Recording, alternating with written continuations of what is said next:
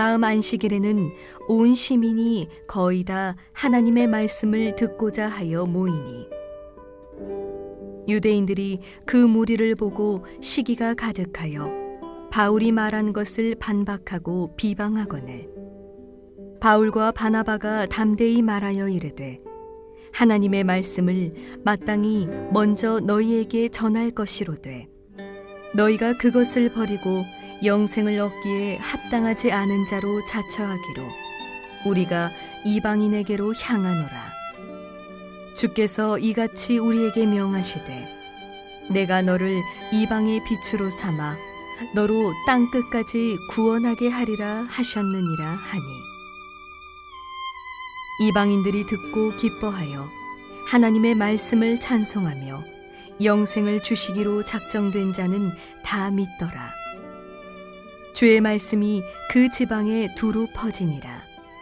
이에 유대인들이 경건한 귀부인들과 그 신의 유력자들을 선동하여 바울과 바나바를 박해하게 하여 그 지역에서 쫓아내니 두 사람이 그들을 향하여 발의 티끌을 떨어버리고 이고니온으로 가거늘 제자들은 기쁨과 성령이 충만하니라. 오늘 우리 말씀 안에 있을 때 기뻐집니다 라는 제목으로 함께 은혜를 나누려고 합니다. 여러분, 지난주에 말씀 여러분 기억이 나세요? 네, 지난주에 이야기의 가장 큰 주제는 뭐였습니까? 네, 참 은혜입니다. 그죠? 네, 감사였죠. 여러분, 감사라는 게 그냥 고맙습니다 그냥 뭐 마음에 울리는 게 아니라 감사는 누구에게 초점을 두는 거라고요? 하나님에게 초점을 두는 것, 그것이 감사이지 않습니까? 오늘은 기쁨이라는 게 무엇인지 함께 나누고 싶었어요. 오늘 이 말씀을 통해서 정말 내 안에 기쁨이 있는가, 자기 자신을 한번 되돌아보는 귀한 한 주가 되기를 소망합니다. 여러분은 요즘에 기쁘십니까? 요즘에 여러분이 무엇 때문에 기쁘십니까? 아마 기쁨을 주고 있는다는 건 내가 그것을 원하고 추구하고 있는데 그것이 이루어졌기 때문에 아마 그것으로 인해서 기쁜 그 마음이 들 것이에요. 실제 여러분, 이 기쁨의 반대는 뭘까요? 그러면 슬픔, 그죠? 이런 표현 많이 하죠. 근데 근심이기도 하죠. 지금 내가 기쁘지 않고 평소에도 큰 기쁨이 없다면요, 뭔가 내가 기뻐함을 기다리고 있는 것에 근심이 있거나 염려가 있거나 그것에 슬픔이 있기 때문에 내 안에 기쁨이 없는 것일 수도 있는 것이에요. 아니, 목사님, 저는 원래 기쁨 같은 거 별로 없는 사람입니다 라고 이야기할 수 있지만 대부분 내가 어떤 근심을 하고 있든지 무엇에 염려하고 있는지를 살펴보면 왜 기쁨이 없는지를 아주 분명하게 알게 됩니다. 여러분, 금전적인 염려를 하고 있는 사람들은 돈이 생기면 기뻐져요, 안 기뻐져요? 기뻐지잖아요. 여러분들은 별로 이런 근심은 별로 없나 봐요. 그죠? 네. 사람들과의 관계에서 고민을 하고 있다가 여러분 그 관계가 잘 풀려지면 기뻐요, 안 기뻐요? 기뻐지잖아요. 하고 있는 일이 잘 진행되지 않다가 갑자기 일이 풀려지면, 잘 풀려지면 좋아하고 기뻐하게 됩니다. 결국 근심과 기쁨은 반대와 같은 것이고 동전의 양면과 같은 것이라고 할 수 있습니다. 여러분, 하나님을 믿는 사람들의 기쁨은 바로 어떤 기쁨을 의미하는 걸까요? 특별히 세상의 사람들은 우리가 추구하고 있는 것, 그것이 이루어질 때 기쁨이라고 얘기하는데 하나님을 믿는 사람들의 기쁨은 바로 무엇이냐면 하나님의 뜻과 하나님의 말씀 안에 있을 때 기쁜 것이 특징이고, 또 다른 특징이 하나 있는데 그게 뭐냐면 죄와 하나님의 말씀에 순종하지 못하는 자기 자신에 대한 가슴 아프고 괴로움이 있으면 그 사람은 하나님을 향해 기뻐하는 사람이라는 것이에요. 그 사람이 바로 참된 제자이며 주님을 따르는 기쁨의 그림자를 갖고 있는 그 사람이 진짜 하나님을 향해 기쁨을 갖고 있는 자라 할 수 있습니다. 우리 옆 사람들에게 한번 물어보시면 좋을 것 같아요. 여러분은 하나님으로 인해 기뻐하고 하나님으로 인해 슬퍼하는 사람이 맞습니까? 시작. 어려워라. 아유, 어려워라. 아유, 어려워라. 무슨 얘기인지 하나도 몰라. 여러분, 실제 고대 근동 예수님이 살던 그 지역에도 기쁨이란 단어가 있었을까요? 없었을까요? 있었죠. 그리고 또 실제 이 기쁨이란 단어가 발음만 좀 달랐지 인근 지역에도 같은 단어들이 많이 존재를 했습니다. 히브리어로는 샤마흐라는 단어예요. 뭐라고요? 이 발음을 해줘야 돼요. 기쁨이 이런 뜻입니다. 기쁨이라는 발음이에요. 그런데 이 아시리아 지역에서는 샤마라는 단어를 썼습니다. 그건 뭐냐면 번영과 융성하게 되는 것. 그러니까 뭔가 막 많아지고 자라가는 걸 사람들이 그걸 보면서 기쁘다라는 표현을 아시리아 지역에서는 사용했다는 거. 샤마라는. 아랍에서는 높고 자랑스러운 모습이 있을 때 기쁨이다. 두바이에 보면 뭐가 있어요? 두바이 안 가봐서 잘 모르죠, 그죠? 대부분 다 건물 높은 탑 있잖아요, 그죠? 높게. 그걸 보면서 그들은 기쁘다라고 아랍 사람들은 생각했다는 거예요. 근데 히브리 사람들에게도 이런 사람이나 사물 이런 걸로 기쁨을 사용하긴 했는데 특별히 많이 사용되는 건 하나님 안에 있을 때, 하나님과 함께 할 때 이 기쁨이란 단어를 많이 사용했다는 겁니다. 실제 이 히브리 샤마흐라는 이 단어는 다양한 이 어근과도 관련이 있어요. 이스라엘의 사람들이 히브리 사람들에게 이 기쁨이라는 건 샤멘이라는 성스러운 공간을 하고 관련도 있고 샤멤이라고 하는 비어 있는 이런 뜻과 관련이 있어요. 다 비슷한 단어 같죠, 그죠? 느낌이 그죠? 근데 좀 다릅니다. 그리고 우리가 잘 알고 있는 쉐마가 뭐예요, 여러분? 듣는 것. 맞아요. 듣는 것.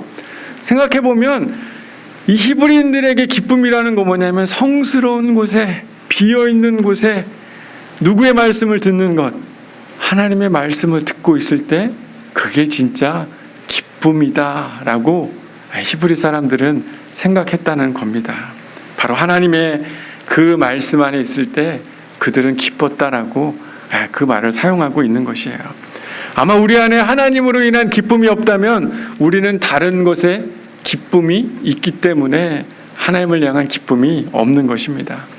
제가 아는 이 40대 교사분이 계세요. 그분이랑 이런저런 얘기를 나누다가 그분이 저에게 여러 얘기를 해줬습니다. 근데 자기는 모든 삶이 다 만족한다는 거예요.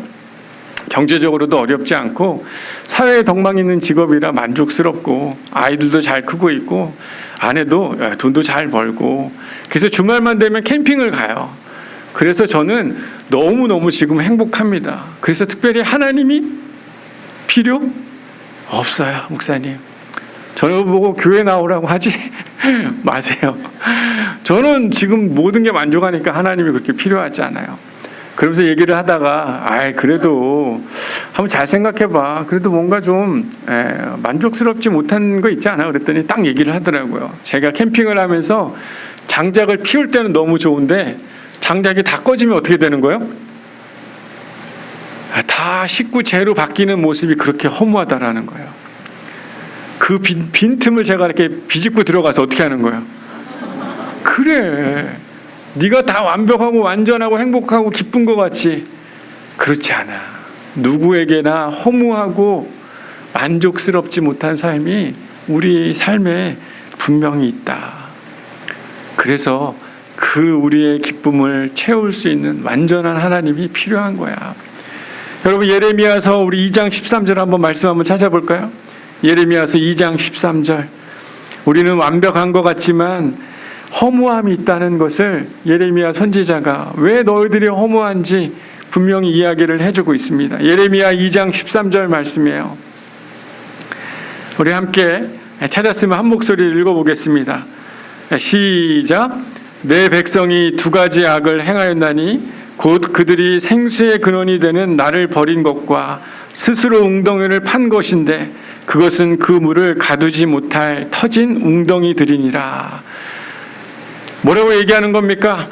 너희 안에 두 가지를 했는데 하나는 누구를? 생수의 근원이 되는 나를 버린 것과 또 하나는 뭡니까? 스스로 웅덩이를 팠는데 물을 아무리 가둬도 터진 웅덩이라 물이 채워지지 않는 것으로 너희가 수고를 하고 있구나 라고 이렇게 이야기를 하고 있는 겁니다. 어떻게 보면 이 웅덩이를 파느라 삶이 고단하고 기쁨이 없는 너희들의 삶을 이 예레미야 선지자가 이야기를 하고 있는 것이, 우리도 뭔가 바쁘고 숨가쁘게 이 완성된 기쁨, 나 자신의 뭔가 그 기쁨을 채우기 위해 열심히 살아갑니다. 그런데 이상하게 기쁘지 않고 근심이 있는 삶을 예레미야 이 말씀을 통해 왜 우리가 기쁘지 않은가, 마치 물을 채워 넣어도 빠질 수밖에 없는 그런 물 웅덩이에 우리가 수고를 하고 있기 때문이다, 하나님을 버렸기 때문이다, 예레미야가 이야기를 하고 있는 겁니다. 바울은 로마서 14장 17절에 하나님의 나라는 먹는 것과 마시는 것이 아니요 오직 성령 안에서 있는 의와 평강과 희락이다 라고 이렇게 말씀하고 있어요. 어떻게 보면 너희가 진짜 기뻐지게 되는 건 하나님의 뜻 가운데 너희가 살아가고, 우리의 삶은 불완전하지만 완전하신 그 하나님이 우리의 삶을 샬롬으로 바꿔가는 그 일을 경험하게 될 때 너희 안에 진짜 희락이 찾아오는 것임을 바울 사도가 이야기하고 있는 겁니다. 여러분, 하나님의 말씀과 성령 안에서 살아간다고 해서 진짜 날마다 희락이 있고 날마다 기쁘고 날마다 즐겁습니까? 여러분, 어제 또 이번 주 중에 기도하러 오신 분들 많이 계실 거예요. 교회에 혼자 와서 기도하고 또 묵상 모임도 하고 예배도 오고. 하지만 여러분, 그렇게 하나님의 말씀 듣고 성령 가운데 살아간다고 애쓰고 있지만 그래도 우리 안에 여러분 기쁨보단 슬픔과 힘듦과 수고함들이 있어요, 없어요? 솔까 말 맨날 얘기하죠. 진짜 있잖아요. 하지만 분명한 것은 뭔가 다릅니다. 성령 안에 말씀 안에 있는 자들의 삶에 하나님의 섭리와 지혜가 내 안에 있을 것이고 이 일이 하나님의 기쁨으로 바뀌어질 것이라는 점진적인 기쁨이 그들 안에는 있어요. 어제 우리 청소년부 아이들이랑 같이 인제에 래프팅을 하고 왔습니다. 서바이벌 게임도 하고 무한리필 우리 고기도 먹고 왔어요. 여러분도 가셨으면 참 좋았을 텐데, 그죠? 별 감동도 없고. 여러분, 비가 얼마나 많이 왔어요. 장마 기간이라. 제 마음속에 가야 되나 말아야 되나 이걸 결정하기가 쉬웠을까 어려웠을까요? 상당히 어려웠어요. 고민 많이 하고 오늘은 간다고 했다가 내일은 안 간다고 했다가 부모님들도 걱정이 많이 되니까 나름대로 제 마음속에 너무 두려움이 많이 있었습니다. 그런데 제 마음속에 그래도 하나님을 신뢰하는 마음이 있었던 것 같아요. 출발하는데 여러분, 만약에 원주에서 비가 막 내렸으면 출발했을까요? 못했을까요? 출발 못했죠. 출발하는데 해가 짱짱하고 야, 날씨 좋다. 그래서 부모님들과 같이 아침에 아이들을 맞고 이제 데리고 갔습니다. 딱 도착해서 저희가 서바이벌이라는 게임, 총을 쏘는 막 게임이에요. 그리고 막 저도 엄청 맞았는데 특별히 우리 김동환 장로님 저를 막 쏘시더라고요. 아이들도 김동환 장로님 총 맞아가지고 뭐 죽은 아이들도 많습니다. 장로님 군대를 이렇게 특별히 총을 잡아본 적이 없다고 하셨는데 너무 잘 쏘시더라고요. 그런데 아무튼 너무 덥고, 그런데도 도착해서 서바이벌 할 때는 해가 떴을까요, 안 떴을까요? 안 뜨고 아주 시원하고 서늘한 바람이 부는 그런 시간을 보냈습니다. 그리고 이 서바이벌 끝나고 이제 고기를 먹으러 갔는데 해가 다시 뜨면서 맛있게 고기를 먹었어요. 그리고 래프팅을 하러 가는데 해가 또 다시 어떻게 돼요? 가려지고 구름이 끼면서 서늘한 순간이 됐습니다. 그런데 이 래프팅을 하면서 너무 좋게 재밌게 잘 가고 있는데 갑자기 소나기가 어떻게 해요? 엄청 쏟아지는데 특별히 그 코스가 가장 난 코스예요. 영화에 나오는 장면처럼 정말 이 운무도 끼고 너무나 멋진 환경에서 출발을 했다가 중간 지점에서 소나기가 막 쏟아지니까 아이들이 어때요? 더 긴장하고 재밌고 그렇게 하다가 마지막에 도착했는데 또 어떻게 해요? 해가 짱짱하고 너무나 즐거운 마음으로 돌아오게 됐습니다. 다 아이들이 씻고 차에 딱 타는 순간 어떻게 됐을까요? 비가 또 폭우가 쏟아지고 다시 원주에 왔는데 어떻게 됐어요? 해가 짱짱하고 아무 일이 없는 듯한 그런 일이 있게 됐습니다. 어떻게 보면 우리가 생각하고 우리의 마음속에는 이게 참 근심이 되고 두려운 일이라고 생각하는 삶의 일들이 많죠. 하지만 시간이 지나고 아이들이 다 집에 들어가고 제가 올라와서 생각하는데 얼마나 기쁜지 모르겠더라고요. 하나님이 어떻게 보면 참 이런 어려운 시국에 이런 일을 결정한 일이 쉽지는 않지만 그래도 하나님이 모든 것들을 온전하게 두려움이 아니라 그 기쁨, 하나님을 신뢰하는 마음으로 점점 바꿔가게 하시면서 나중에는 어떻게 하는 거예요? 클라이막스가 돼서 하나님이 진짜 이 모든 것에 은혜를 주시고 도우셨구나, 참 감사하구나 라는 그 기쁨이 내 안에 있는 것들을 경험하게 됐어요.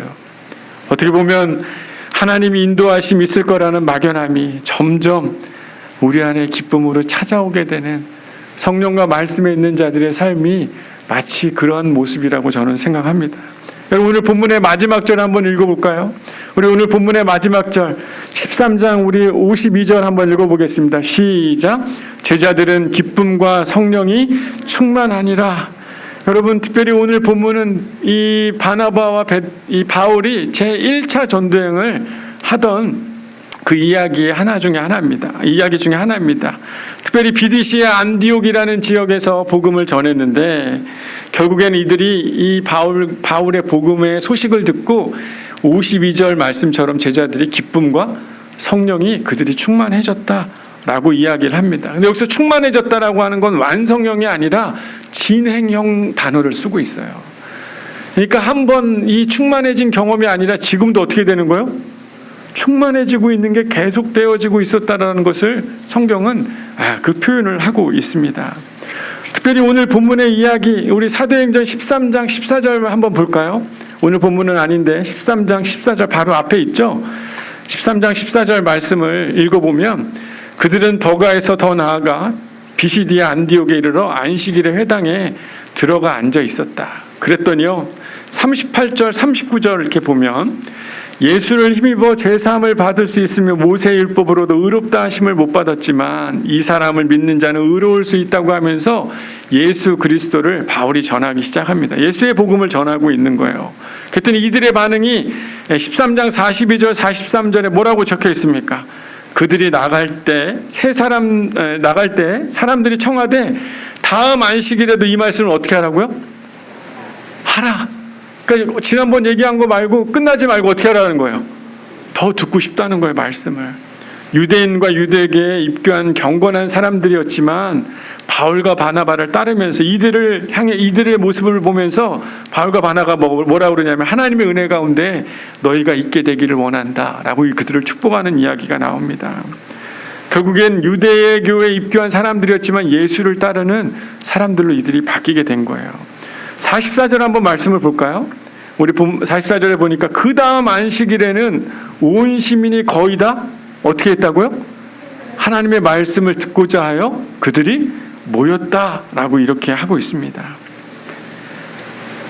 마치 이 바울과 바나바로 그 복음을 전하는 일을 통해서 그들이 성령이 충만해지고 기뻐지기 시작하니까 한두 사람 모인 게 아니라 그 말씀을 듣고 사람들이 계속 더 많이 모여서 그 말씀을 듣고자 하는 그 기쁨들이 그들 안에 있었다라고 성경에 기록을 하고 있습니다.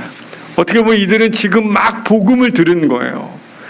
그리고 성경은 그 막 복음을 들은 자들을 향해서 뭐라고 그러냐면 제자들이다라고 얘기를 합니다.